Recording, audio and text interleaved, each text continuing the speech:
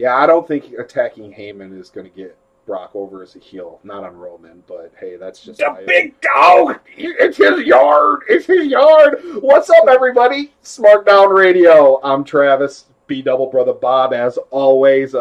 Clearly, it's Monday night, and Lesnar's doing what he's told, I guess, to get over as a heel, but it's not really going to get him over as a heel because it's Roman. Since Brock doesn't have to watch Raw, does that mean I still have to? Yeah, you still have to. We have a responsibility to watch Raw so we can shit on it to the audience. There's always at least one or two good things on Raw. I know we it's easy to really just crap on the WWE across the board, but a lot of the times it's just the way the product is presented, because the action in the ring is usually pretty good. It really is.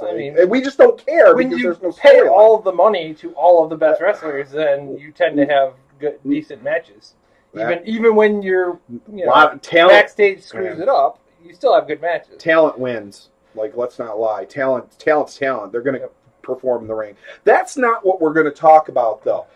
We took a little break from finishing up Smarkdown Studios before we kick off, which is Wednesday at noon in the East, 9 in the West.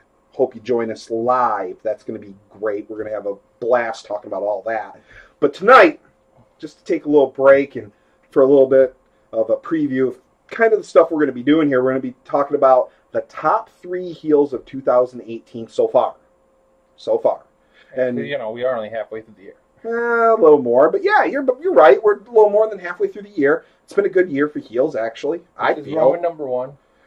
No, because if Roman was being pushed as a heel, he probably would be number 1. Let's be honest.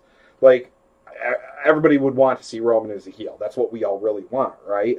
But no, because they refuse to book him as a straight heel, he can't be on the list. But this is one of the rare times that Bob and I pretty much agree across the board with. We had a little discussion about who should be 3 and who should be in the honorable mention slot. And what really knocked it out of the park was today's actions, right? Twitter. So let's go ahead and get to that. So let's get to talking about who the honorable mention for the best heel of 2018 is so far, and that my friend is Cody. Yeah, too sweet. Look, man, Cody had a hell of a heel run up until, a month ago? Yeah. About a month ago. He was being jumped by fans at ROH. It's really good. Matt Jackson basically saved his life at one show. He had overheat, and I was at the show World of Worlds Chicago, and it was the Bullet Club versus LIJ, and everybody was cheered except for Cody. He was the only one in that match who was getting those boos. So they just turned. The reason he's honorable mention, and the reason we kind of came to a consensus on this, like I said, most of the time when we're talking top lists, Bob's going to have his, I'm going to have mine. We'll discuss, we'll break them down, we'll agree, disagree. But this one's we felt was pretty clear cut. The only reason we were able to kind of slot him in there and not in the top 3 was because they just turned him face. He and with his all-in tweet where he gave him the Bucks apparently have PayPal'd money to a fan who couldn't make the trip but has a ticket. You can't be in the top 3 heels when you're doing that. Yeah, I don't care how mean you are to Flip Gordon. When you do something like that, you can't be in the top 3 heels. Book flip. Don't book flip. Book flip. No, see, this is what I'm talking about. So Cody, gift cards, man. Give Flip some gift cards. So Cody's honorable mention, man. He had a hell of a heel run. The first half of the year. He definitely deserves to be in the mix on this list. But let's get into, right now, as things stand today, the top 3, in our opinion, heels in wrestling. Number 3, the bad boy, Tama Tonga. I would totally lay out some Tama Tonga quotes, but this is on YouTube, and I don't want to have my video banned for language. Right. Man, the troll level on Tama Tonga in his Twitter war with Roman is an 11. It's epic. And then at G1, was it day 8 or day 10? I don't remember which day. Again, G1 content, absurd. When he comes to the ring with that swagger and cocks the fist. Yes. Just beautiful, man. Just trolling Roman all day. The entirety of the G1, their attacks on members of the Bullet Club, their constant interference in the matches. Apparently in Japan, people are fairly upset with his actions, like in a legit sense of like, hey, this isn't how the G1's supposed to be. Like, it's supposed to be a sport. And it's still real to them, damn it. Yeah, so he's getting some major heat, and I'm looking forward to seeing what happens with him in the future because I've been saying for a long time that he's the guy WWE wants Roman to be. Like, they want somebody to be that athletic, that good on the microphone, and fans to have the same kind of reactions to him.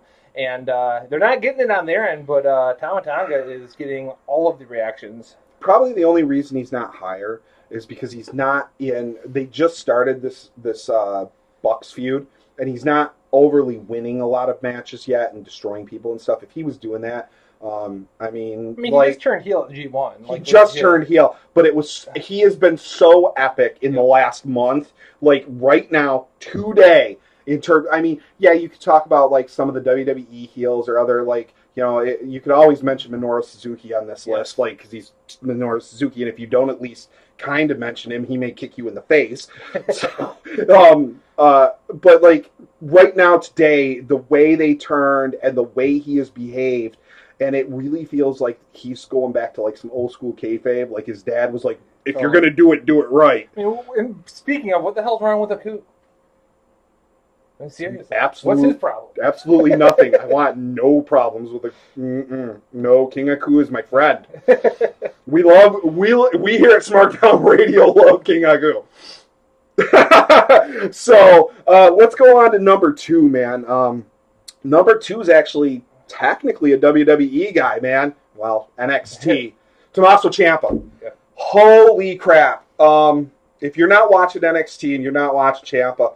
What are you doing, man? like the Johnny Wrestling feud, the win over Black to win the title, and just he is living his character, and that's I know like the popular belief, and really WWE has propagated this because they kind of made it happen. Kayfabe's dead, right? You're seeing the top heels are guys who are basically kayfabing, right? Like they're living their gimmick again. Yep. And it's getting over in a, like, we want to boo you sort of way. And people really, they appreciate Ciampa's in-ring work, but they want to boo the shit out of this guy. If you watch the NXT match where he beat Black, people were visibly angry with that finish and him leaving with the title. I love the no entrance music. I love his no F's given attitude. Yep. He just does not care. He plays it up on Twitter.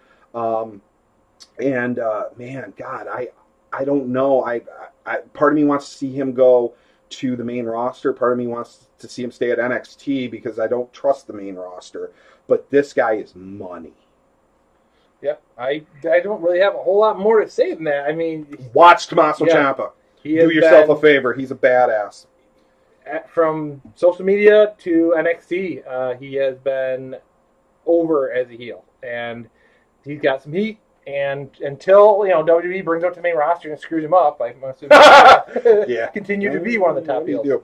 So who's number 1? That's the question, and it's the guy that's.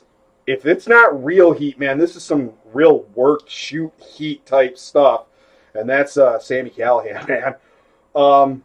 Labeled as an best known as an unsafe wrestler, I guess. The baseball bat incidents. Couldn't get over in NXT, apparently.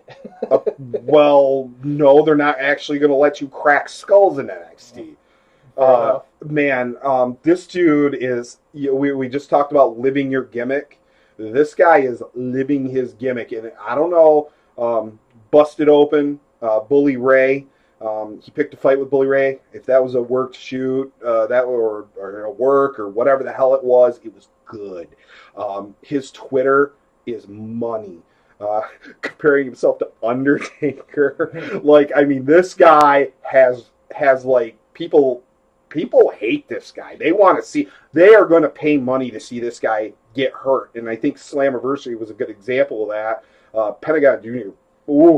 Man, he mucked him up pretty good, and fans loved every minute of it. So this guy is really old school in it. It's good to see because too many times, that's what you need you need a heel. I want a heel that treats the Make-A-Wish kids like crap. That's what a heel does, guys. Like I mean, I don't want a heel to be like big and mean in the ring and then posting like funny, cute videos on Instagram or Twitter with like the women or his buddy who is a face. Like, don't give me that. Give me nasty, grimy, 70s, 80s Ox Baker Riot heels. And this is probably the closest thing we have to that in wrestling right now. Yeah.